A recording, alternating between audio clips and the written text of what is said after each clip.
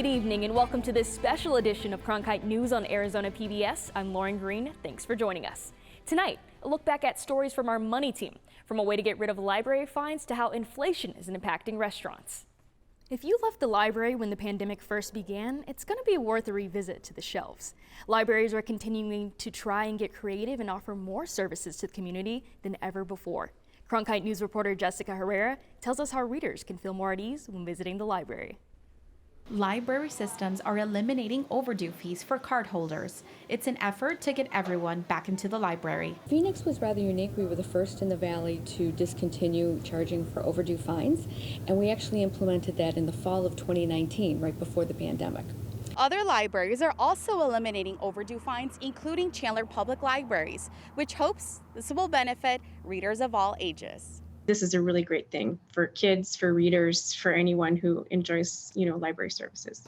Those generally impacted by library fees are the most vulnerable members of the community. Typically, the segment of society that is most adversely affected by having fines on their library card is children. And, their ability to get to the library is often determined by a parent who, for, no fault of their own, may not be able to get back to the library on time. There could be mobility issues or transportation issues. In addition to eliminating overdue fees, Chandler will reduce the cost of printing thanks to equipment upgrades. So it's gone down to 10 cents for black and white printing and 25 cents for color printing. And, absolutely that is a huge benefit to students, to job seekers, all kinds of people who might not have internet or a computer or a printer at home. Librarians hope that socioeconomic barriers won't stop anyone from enjoying safe spaces like this anymore. Libraries should be serving everyone equally. According to the American Library Association, eliminating fines increases library card usage and doesn't impact library budgets significantly. In Phoenix, Jessica Herrera, Cronkite News. Replacement fees for lost or damaged materials are still in place at most libraries, even those that have eliminated late fees. Those who have been displaced by the pipeline, haywire, and Contreras fires will soon be able to go home. After eating through more than 26,000 acres of land, the pipeline fire is 95% contained, and firefighters are assessing stabilization issues.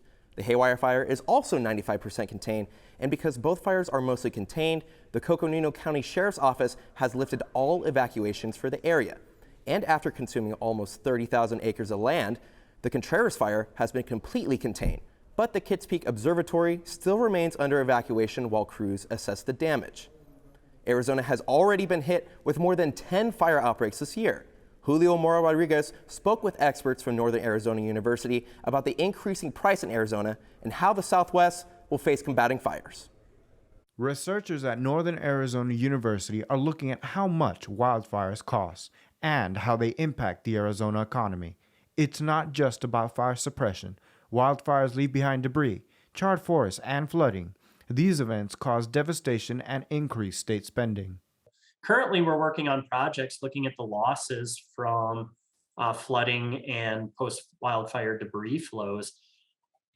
This would be one of the indirect costs we're looking at, but then we've got a whole slew of other costs that we could look at. The state also suffers indirectly. As areas are destroyed, it hurts the state's tourism industry. As a result of this, local communities will face sharp declines in their economies as well. The whole, I don't think people like coming to see a charred hillside. And I think this gets reflected then in studies that are out there on property values. And it'll be interesting to see if people start looking at what the impacts are on home values. Typically in our area, we see declines in home values associated with wildfires.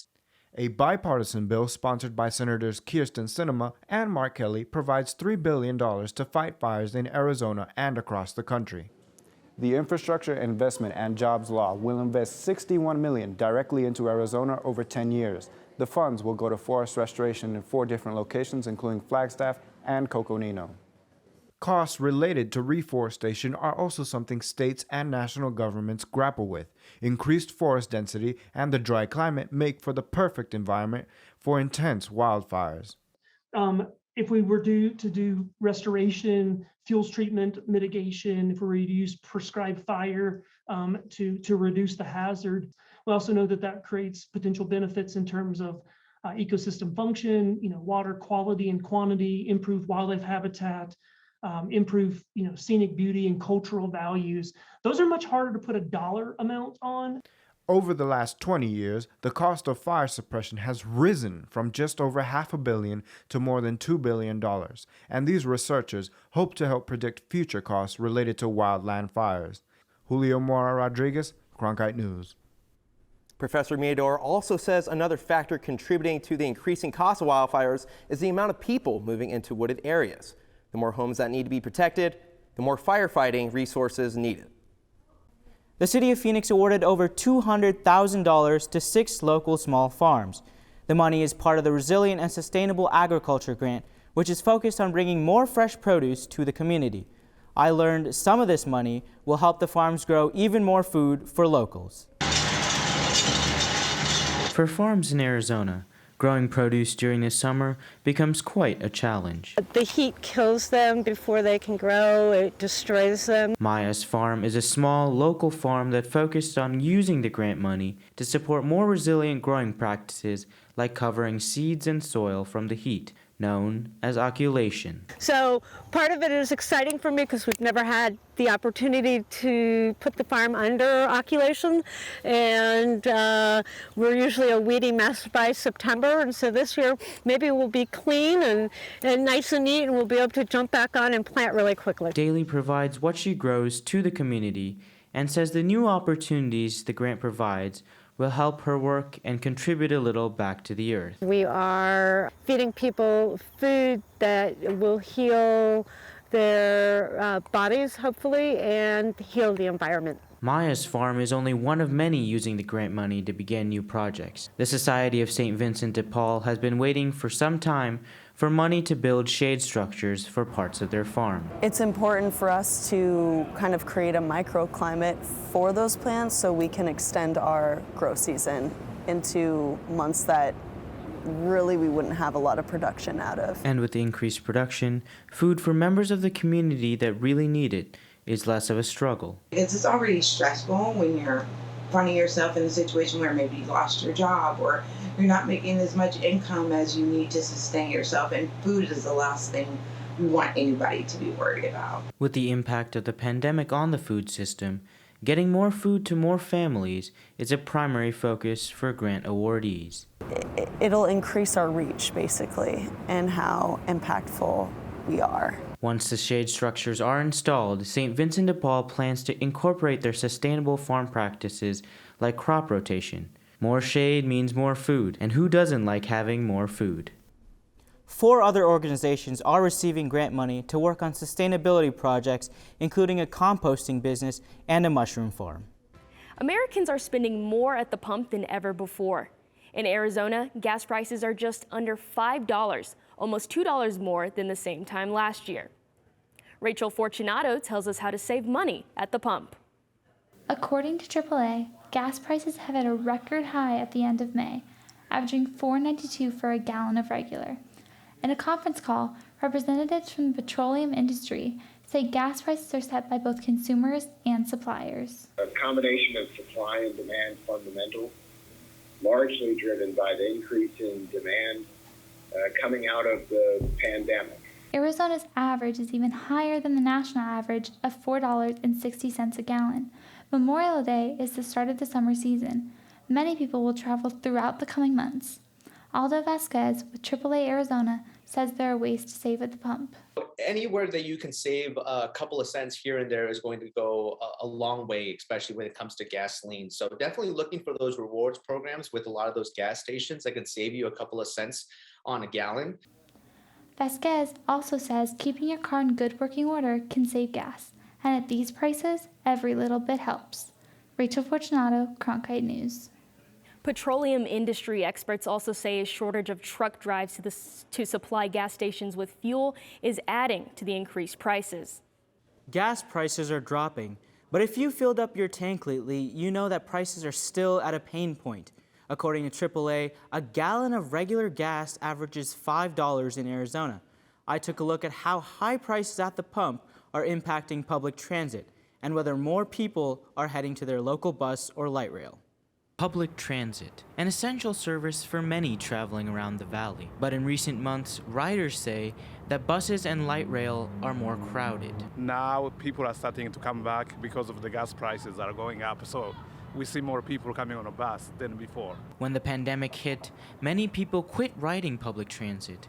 Working from home became the new norm, and the need for public buses and light rail became less popular. Now people are coming back to work, and with gas averaging over $5 a gallon, public transit is an appealing option for more people. So when we compare our ridership this spring to looking at the spring 1 year ago in 2021, we've certainly seen an increase in ridership on both bus and rail. Compared to May 2021, Valley Metro says bus ridership has increased 17%, rail is up 38%, and Valley Metro's van pool program has seen an increase of 44% in May of 2022. We have seen an increase in people requesting our van pool program, so we can attribute a lot of that to gas prices as well. It may not only be gas prices driving increased ridership. During COVID, we were so low because of requiring essential trips only. So as our economy is starting back up again, people are returning to work, we are seeing an increase in ridership. Valley Metro says that major events like Fan Fusion and sports games